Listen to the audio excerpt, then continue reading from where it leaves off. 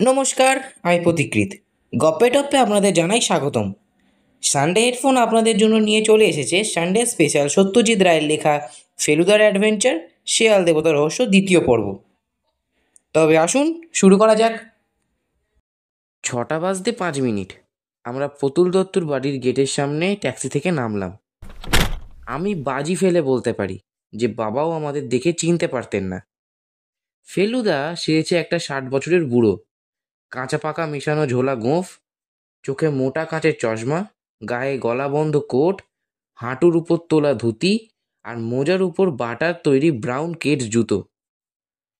আধ ঘন্টা ধরে ঘরের দরজা বন্ধ করে মেকআপ করে বাইরে এসে বলল, তোর জন্য 2-3টে জিনিস আছে, চট করে পরে নে।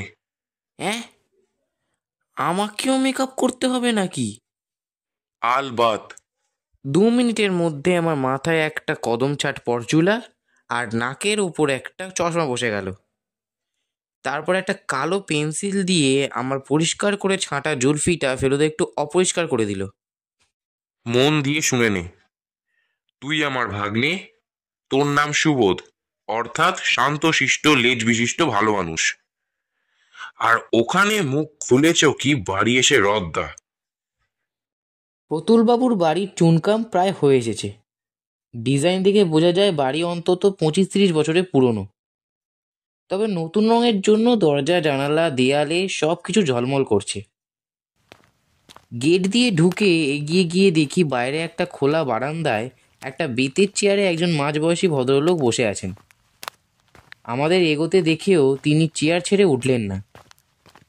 সন্ধ্যার আবছা অন্ধকারেও বুঝলাম তার মুখটা বেশ গম্ভীর।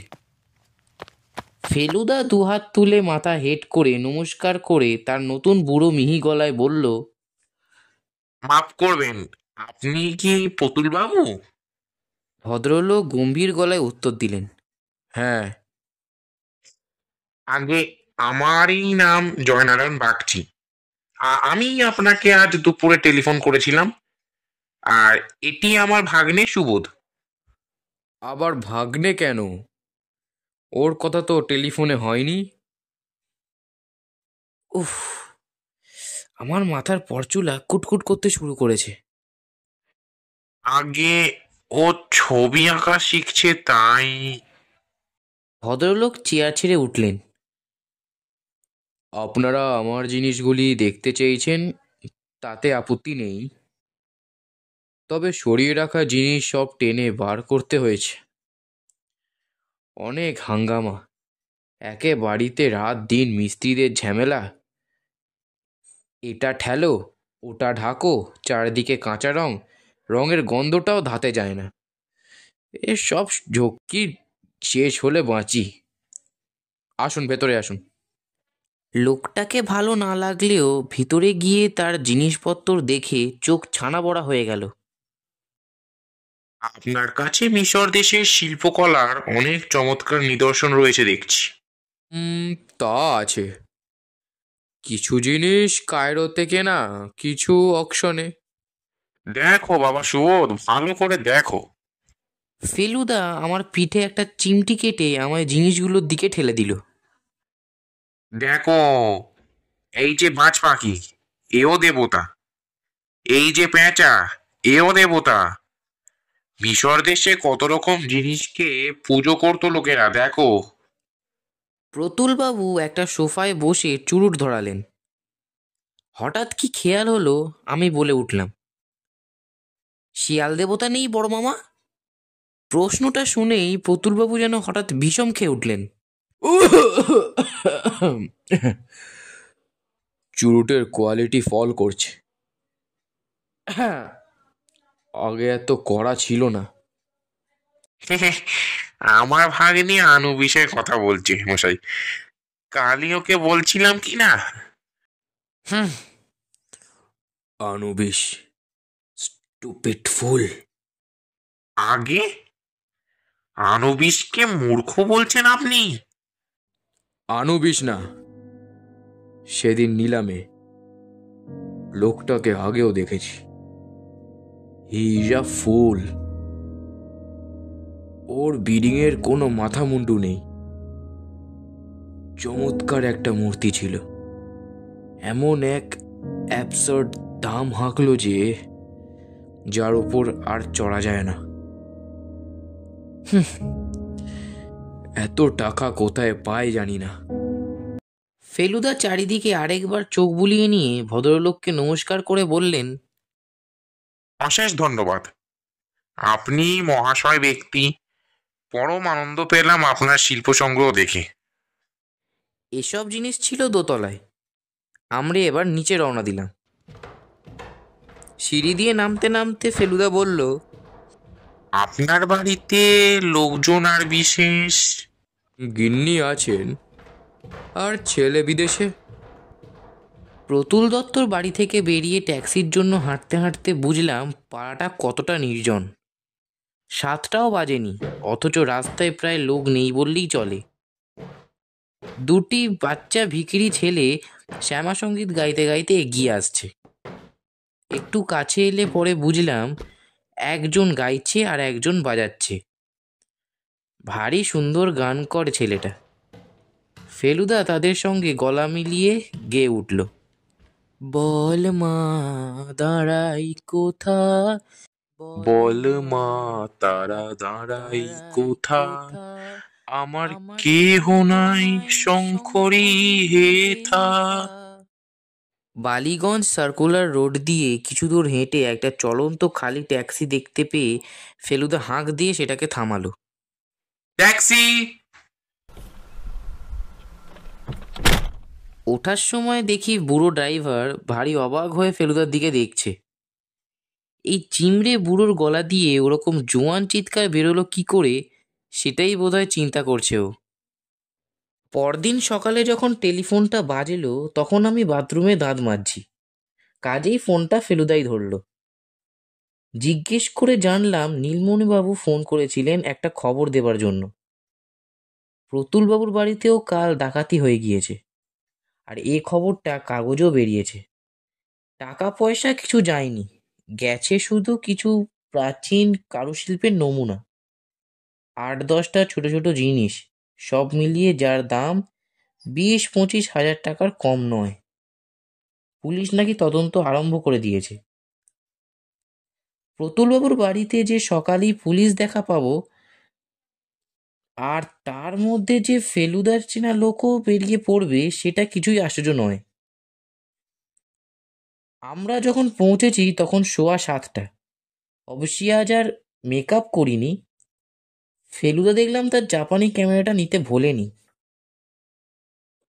আমরা গেটের ভিতরে সবে ঢুকেছি এমন সময় একজন বেশ হাসি খুশি মোটাসোটা চশমা পরা পুলিশ, বোধহয় ইন্সপেক্টর হবেন, ফেলুদাকে দেখিয়েই এগিয়ে এসে ওর পিঠে একটা চাপড় মেরে বলল, আরে ফেলু মাস্টার, গন্ধে গন্ধে এসে জুটে দেখছি। আর কি বলুন, আমাদের তো কাজই এটা। কাজ বলো না, কাজটা তো আমাদের, তোমাদের হলো শখ, তাই নয় কি? তো কিছু কিনা করতে পারলেন? Burglary case? তাছাড়া আর কি। তবে ভদ্রলোক খুব আপসেট, খালি মাথা চাপড়াচ্ছেন আর বলছেন কাল এক বুড়ো নাকি এক ছোকরার সঙ্গে করে ওর জিনিস দেখতে এসেছিল। ওর ধারণা এই দুজনেই নাকি আছে এই বার্গলারির পেছনে। আমার কথাটা শুনে গলা শুকিয়ে গেল। সত্যি ফেলুদা মাঝে মাঝে বড্ড বেপরোয়া কাজ করে ফেলে। ফেলুদা কিন্তু একটু না ঘাবড়ে বলল, তাহলে তো সেই বুড়োর সন্ধান করতে পারলেই চোর ধরা পড়বে। এই তো যাকে বলে জলের মতো কেস। বেশ বলেছ, একেবারে খাঁটি উপন্যাসের গোয়েন্দাদের মতন বলেছ। বাহ। ভদ্রলোকের কাছ থেকে পারমিশন নিয়ে ফেলুদার আমি বাড়ির দিকে এগিয়ে গেলাম। প্রতুলবাবু দেখি আজও সেই বারান্দাতেই বসে আছেন। বুঝলাম তিনি এতই অন্যমনস্ক যে আমাদের দেখেও দেখতে পেলেন না। কোন ঘরটা থেকে চুরি হয়েছে দেখবে? হ্যাঁ, চলুন না। কাল সন্ধেবেলা দোতলার যে ঘরটায় গিয়েছিলাম আজও সেটাতেই যেতে হলো। অন্য কিছুর দিকে দৃষ্টি না দিয়ে ফেলুদা শটান দক্ষিণ দিকের ব্যালকানিটার দিকে চলে গেল। সেটা থেকে ঝুঁকে নিচের দিকে চেয়ে বলল, হুম, পাইপ বেয়ে অনায়াসে উঠে আসা যায়, তাই না? তা যায়। আর মুশকিল হচ্ছে কি, দরজার রং কাঁচা বলে ওটাকে আবার দুদিন থেকে বন্ধ করা হচ্ছিল না। ঠিক কখন হয়েছে চুরিটা? রাত 9:45। কে প্রথম টের পেল? এদেরই একটি পুরনো চাকর আছে। সে ওদিকের ঘরে বিছানা করছিল। একটা শব্দ পেয়ে আসে। ঘর তখন অন্ধকার। বাতি জ্বালানোর আগেই সে একটা প্রচণ্ড ঘুষি খেয়ে প্রায় অজ্ঞান হয়ে যায়। আর সেই সুযোগেই চোরবাবাজি হাওয়া। ফেলুদার কপালে আবার সেই বিখ্যাত ভ্রুকুটি। বলল, একবার চাকরটার সঙ্গে কথা বলবো। চাকরের নাম বংশলোচন। দেখলাম ঘুষিটা খাওয়ার ফলে তার এখনো যন্ত্রণার ভয় কোনোটাই যায়নি। ফেলুদা বলল, কোথায় ব্যথা? আগে তল পেটে। তল পেটে? ঘুষি তল পেটে মেরেছিল? সে কি হাতের জোর, বাপরে বাপ! মনে হলো যেন পেটে এসে একখানা পাথর লাগলো। আর আর তারপরেই সব অন্ধকার। আওয়াজটা শুনলে কখন? আর তখন তুমি কি করছিলে? টাইম তো দেখিনি বাবু। আমি তখন মায়ের ঘরে বিছানা করছি। দুটো ছেলে এসে কীর্তন গান করছিল, তাই শুনছিলাম। মা ঠাকুরন ছিলেন পুজোর ঘরে। বললেন, ছেলেটাকে পয়সা দিয়ে আয়। আমি যাবো যাবো করছি, এমন সময় বাবুর ঘর থেকে ঘটি মাটি পড়ার মতো একটা শব্দ পেলাম। ভাবলাম কেউ তো নাই, তা জিনিস পড়ে কেন, তাই দেখতে গেছি। আর ঘরে ঢুকতেই বংশলোচন আর কিছু বলতে পারল না। সব শুনে টুনে বুঝলাম আমরা চলে যাবার ঘন্টাখানেকের মধ্যেই চোর এসেছিল। আমি ভাবলাম ফেলুদা বোধহয় আরও কিছু জিজ্ঞেস করবে, কিন্তু শেষ পর্যন্ত আর কোনো কথাই বলল না। সেই মোটা পুলিশটাকে ধন্যবাদ দিয়ে আমরা বাড়ি থেকে বেরিয়ে এলাম। বাইরে রাস্তায় এসে ফেলুদার মুখের চেহারা একদম বদলে গেল। এ চেহারা আমি জানি। ফেলুদা কি জানি একটা রাস্তা দেখতে পেয়েছে, আর সে রাস্তা দিয়ে গেলেই রহস্যের সমাধানে পৌঁছানো যাবে।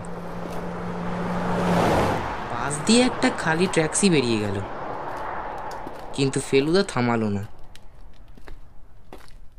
আমরা দুজন হাঁটতে লাগলাম। ফেলুদার দেখা দেখি আমিও ভাবতে চেষ্টা করলাম, কিন্তু তাতে খুব বেশি দূর এগোতে পারলাম না। প্রতুলবাবু যে চোর নন সেটা তো পরিষ্কার বোঝাই যাচ্ছে।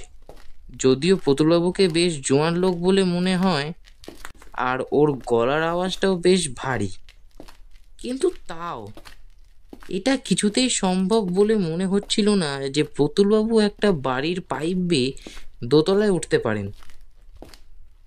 তার জন্য যেন আরও অনেক কম বয়সের লোকের দরকার। তাহলে চোর কে? আর ফেলুদা কোন জিনিসটার কথা এত মন দিয়ে ভাবছে?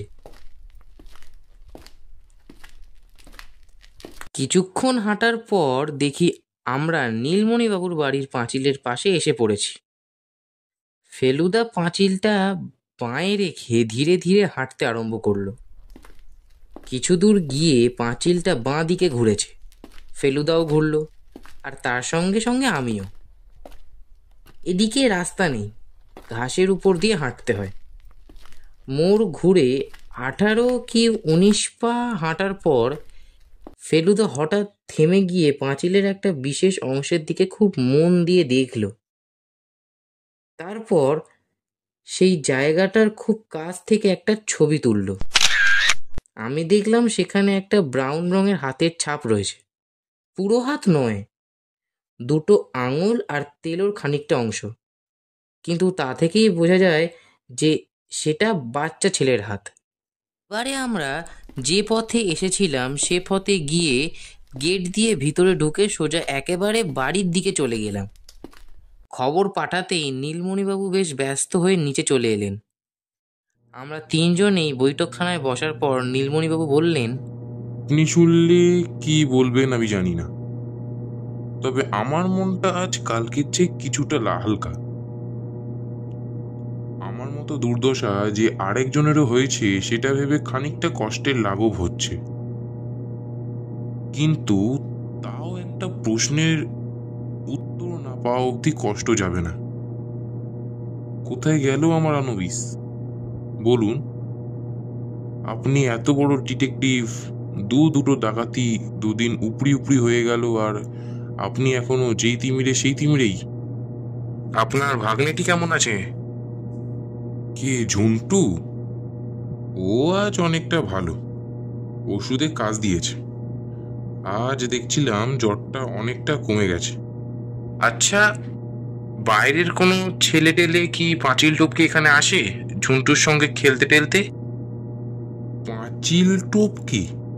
মানে কেন বলুন তো? আপনার পাঁচিলের বাইরের দিকটায় একটা বাচ্চা ছেলের হাতের ছাপ দেখছিলাম। ছাপ মানে? কিরকম ছাপ? ব্রাউন রঙের ছাপ। টাটকা? বলা মুশকিল, তবে খুব পুরনো নয়। কই, আমি তো কোনোদিনও কোনো বাচ্চাকে আসতে দেখিনি। বাচ্চা বলতে এক আসে, তাও সেটা পাঁচিল টপকে নয়, একটা ছোকরা ভিখিরি, দিব্যি শ্যামা সঙ্গীত গায়। তবে হ্যাঁ, আমার বাগানের পশ্চিম দিকে একটা জামরুল গাছ আছে। মাঝে মধ্যে বাইরের ছেলে পাঁচিল টপকে এসে সে গাছের ফল পেড়ে খায় না এমন গ্যারান্টি আমি দিতে পারি না। বুঝলাম। আপনি চোরের বিষয়ে আরো কিছু জানতে পারলেন কি? লোকটার হাতের জোর সাংঘাতিক। এক ঘুষিতে প্রতুলবাবুর চাকরকে অজ্ঞান করে দিয়েছিল। তাহলে এ চুরি ও চুরি এক চুরি করেছে, তাতে সন্দেহ নেই। হতে পারে, তবে গায়ের জোরটা এখানে বড় কথা বলে আমার মনে হয় না। একটা বীভৎস বুদ্ধিরত ইঙ্গিত যেন পাওয়া যাচ্ছে। আশা করি সে বুদ্ধিকে জব্দ করার মতো বুদ্ধি আপনার আছে, না হলে তো আমার মূর্তি ফিরে পাওয়ার আশা আমায় ছাড়তে হয়। আরো 2 দিন অপেক্ষা করুন। এখনো পর্যন্ত কখনো ফেলু মিত্রের ডিফিট হয়নি। নীলমণিবাবুর বাড়ির গাড়ি বারান্দা থেকে গেট অবধি নুড়ি পাথর দেওয়া রাস্তা। সেটার মাঝামাঝি যখন পৌঁছেছি, তখন একটা কটকট শব্দ পেয়ে পিছন ফিরে দেখি নীলমণিবাবুর দোতলার একটা ঘরের জানলার পিছনে দাঁড়িয়ে একটা ছোট্ট ছেলে, ঝুন্টুই বোধহয়, জানলার কাঁচটাতে হাত দিয়ে টোকা মারছে। আমি ফেলুদাকে বললাম, ঝুন্টু। দেখেছি। সারা দুপুর ফেলুদা তার নীল খাতায় অভ্যাস মতো গ্রিক অক্ষরে কী সব হিজিবিজি লিখল। আমি জানি ভাষাটা আসলে ইংরেজি, কিন্তু অক্ষরগুলো গ্রিক, যাতে আর কেউ পড়ে মানে বুঝতে না পারে, তার জন্য এই কাজ। আমার সঙ্গে ওর কথা একেবারেই বন্ধ, তবে সেটা এক হিসেবে ভালোই। এখন ওর ভাববার সময়, কথা বলবার সময় নয়। মাঝে মাঝে শুনছিলাম ও গুনগুন করে গান গাইছে। এটা সেই ভিখিরি ছেলেটার গাওয়া রামপ্রসাদী গানটা। বিকেল 5টা নাগাদ চা খেয়ে ফেলুদা বলল,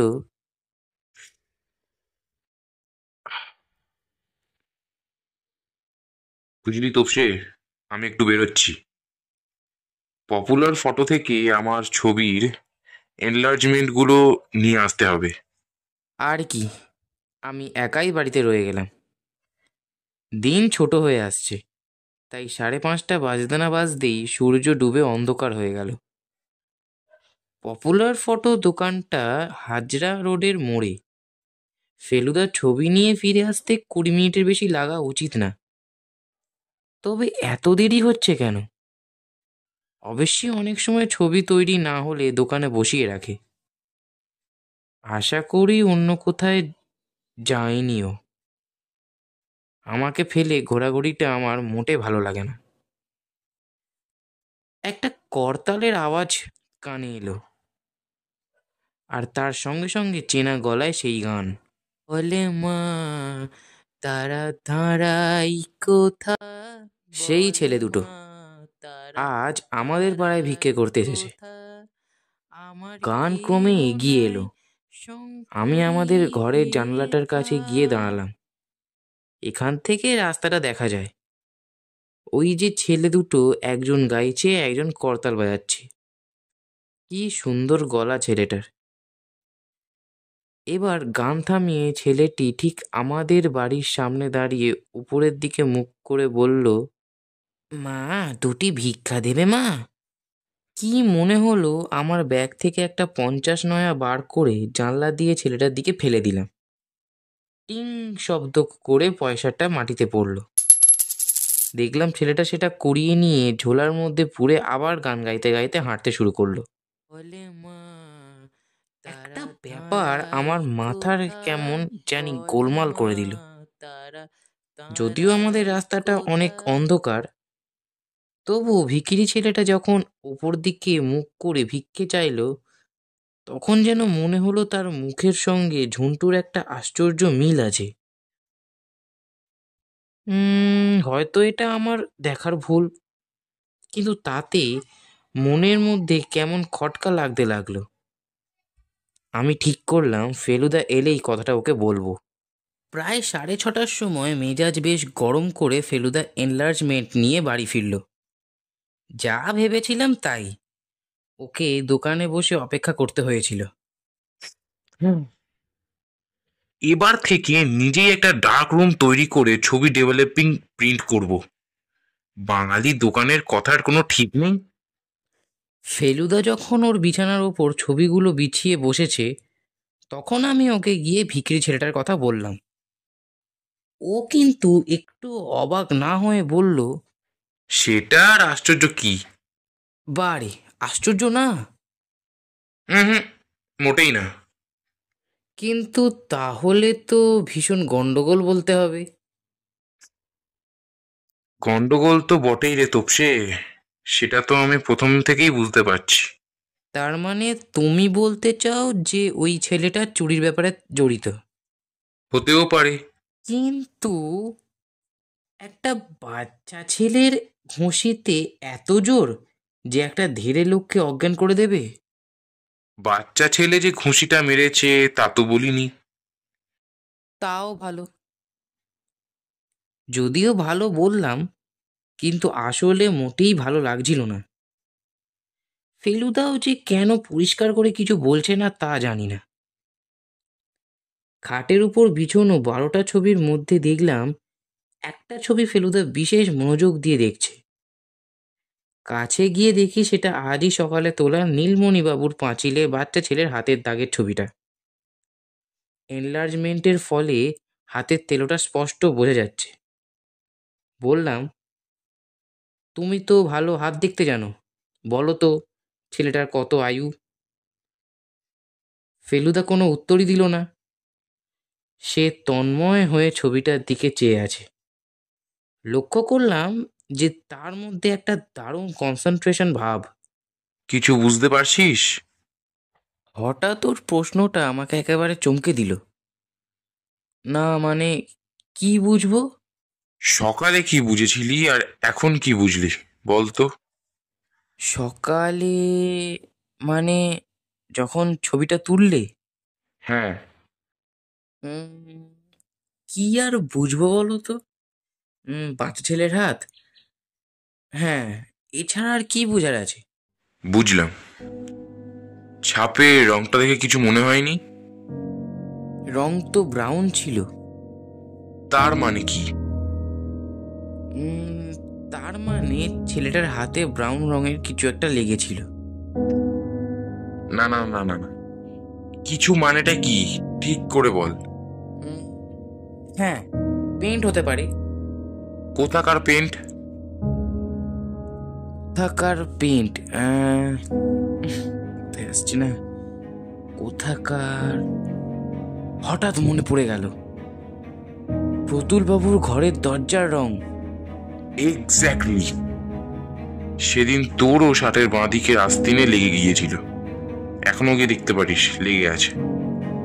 আমার মাথা ভোঁ করছে।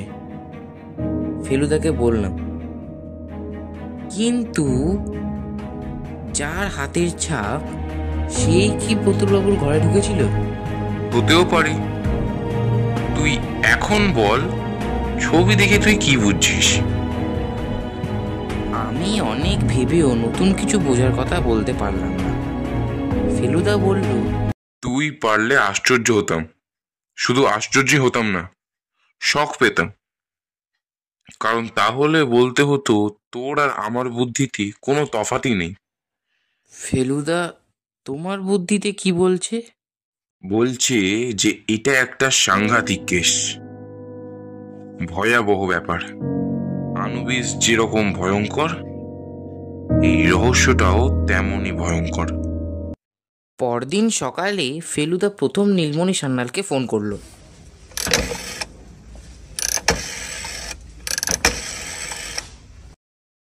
হ্যালো, কে মিস্টার সান্যাল? আপনার রহস্য সমাধান হয়ে গেছে। মূর্তিটা এখনো হাতে আসেনি, তবে কোথায় আছে মোটামুটি আন্দাজ পেয়েছি। আপনি কি বাড়ি আছেন? কি অসুখ বেড়েছে? কোন হাসপাতালে নিয়ে যাচ্ছেন? ও আচ্ছা, তাহলে পরে দেখা হবে। ফোনটা রেখেই ফেলুদা চট করে আর একটা নাম্বার ডায়াল করলো।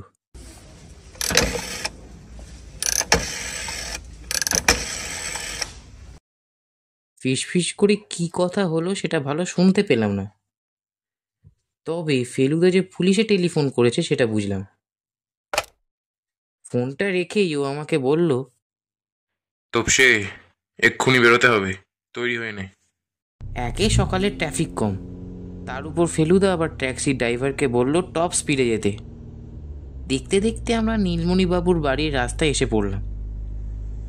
গেটের কাছাকাছি যখন পৌঁছেছি তখন দেখি নীলমণিবাবু তার কালো অ্যাম্বাসাডারে বেরিয়ে বেশ স্পিডের মাথায় আমরা যেদিকে যাচ্ছি তার উল্টো দিকে রওনা দিলেন। সামনে ড্রাইভার আর পিছনে নীলমণিবাবু ছাড়া আর কাউকে দেখতে পেলাম না। और जोर से। ফেলুদা চেঁচিয়ে উঠল। ট্যাক্সির ড্রাইভারও কিরকম এক্সাইটেড হয়ে এক্সিলেটরে পা চেপে দিল। সামনের গাড়িটা দেখলাম বিশ্রী গোঁ গোঁ শব্দ করে ডান দিকে মোড় নিচ্ছে। এইবার ফেলুদা যে জিনিসটা করলো সেটা এর আগে কখনো করেনি। কোটের ভিতরে হাত ঢুকিয়ে হঠাৎ তার রিভলভারটা বার করে গাড়ির জানলা দিয়ে ঝুঁকে পড়ে নীলমণিবাবুর গাড়ির পিছনের টায়ারটার দিকে অব্যর্থ টিপ করে মারল রিভলভারটা। প্রায় একই সঙ্গে রিভলভারের আর টায়ারের ফাটার শব্দে কানে তালা লেগে গেল। দেখলাম নীলমণিবাবুর গাড়িটা বিশ্রীভাবে রাস্তার একপাশে কেদরে গিয়ে একটা ল্যাম্প পোস্টের সঙ্গে ধাক্কা খেয়ে থেমে গেল।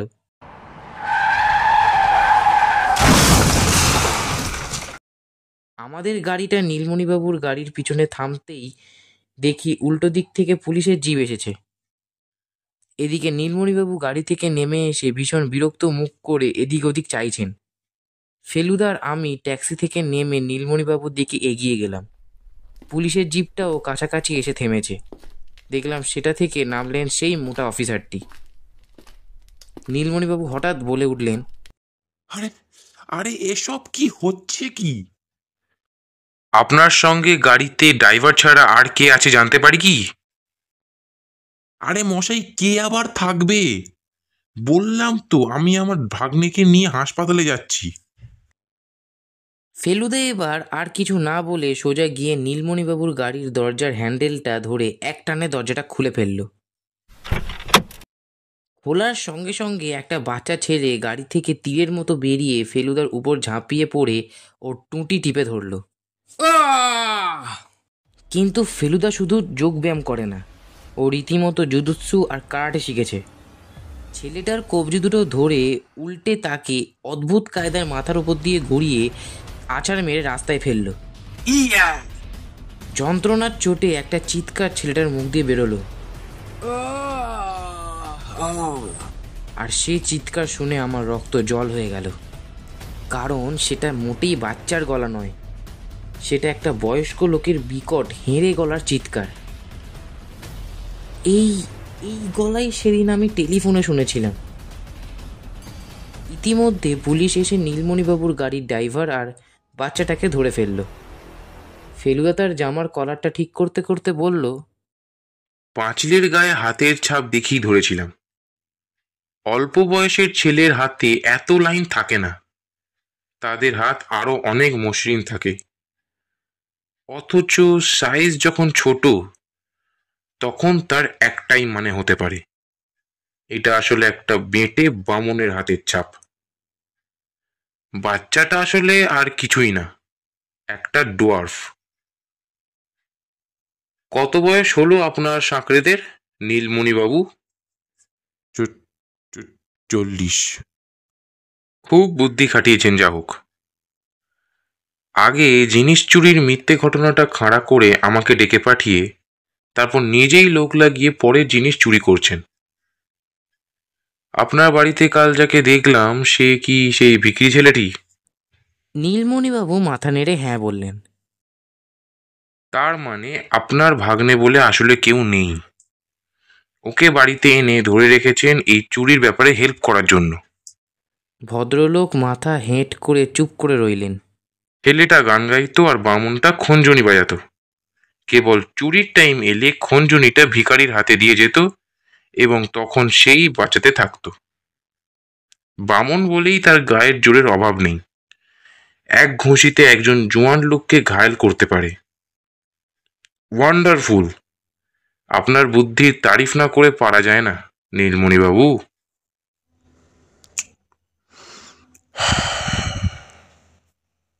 মিশরের প্রাচীন জিনিসের উপর একটা নেশা ধরে গিয়েছিল। প্রচুর প্রচুর পড়াশোনা করেছি এই নিয়ে। সাধে কি প্রতুল দত্তর উপর হিংসা হয়েছিল? অতি লোভে শুধু তাঁতিই নষ্ট হয় না, বামুনও হয়। কারণ আপনার ওই বেঁটেটিও বামুন, আর আপনি সান্নাল, একেবারে উচ্চ শ্রেণীর বামুন। যাকগে, এবার একটা শেষ অনুরোধে আসি। কি মিস্টার মিত্তির? আমার রিওয়ার্ডটা? নীলমণিবাবু ফ্যাল ফ্যাল করে ফেলুদার দিকে চাইলেন। রিওয়ার্ড? আনুবিসের মূর্তিটা আপনার কাছেই বোধহয়। ভদ্রলোক কেমন যেন বোকার মতো ডান হাতটা নিজের পাঞ্জাবির পকেটে ঢুকিয়ে দিলেন। হাতটা বার করতে দেখলাম তাতে রয়েছে 1 বিঘাত লম্বা কালো পাথরের উপর রঙিন মণিমুক্ত বসানো 4000 বছরের পুরনো মিশরের দেশের শেয়ালমুখী দেবতা আনুবিসের মূর্তি। ফেলুদা হাত বাড়িয়ে সেটা নিয়ে বলল, thank you mister Nilmoni Sanyal.